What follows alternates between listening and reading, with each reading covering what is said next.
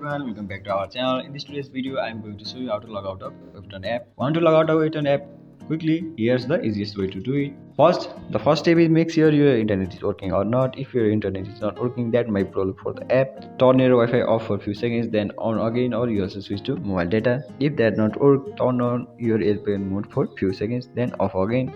Then the second step is open the Webtoon app.